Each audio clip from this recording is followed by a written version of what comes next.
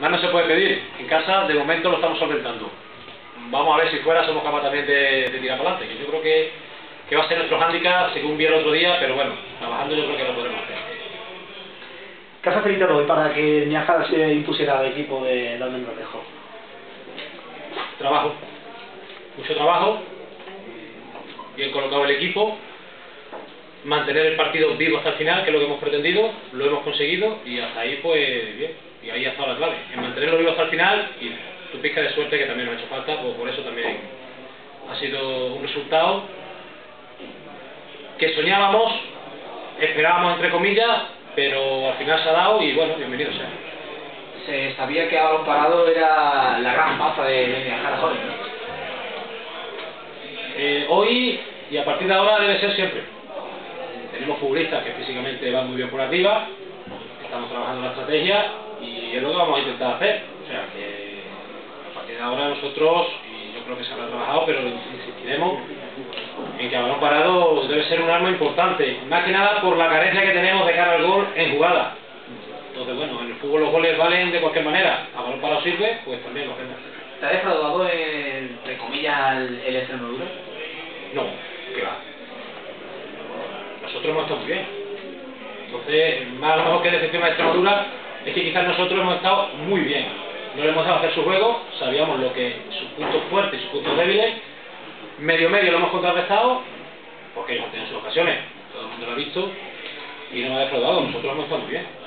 Y bien también, ¿no? Bien, bastante bien.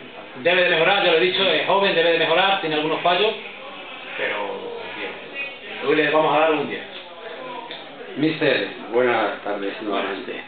Hemos encontrado varias cosas hoy en el municipal, pero hablemos del Club Deportivo Miajada, que es el que nos interesa. Y hemos visto en principio que la defensa la tenías posicionada durante la primera mitad prácticamente en el centro del campo en cuanto el equipo era dueño del balón. ¿La causa? La forma de jugar, simplemente, o sea, no hay ninguna causa especial. Nosotros cuando tenemos el balón tenemos que estar en zona de rechace y la defensa debe de avanzar. También te habrás dado cuenta que cuando perdíamos, y sobre todo en la primera parte, la defensa tenía orden de que si nos iban a avanzar se replegaran.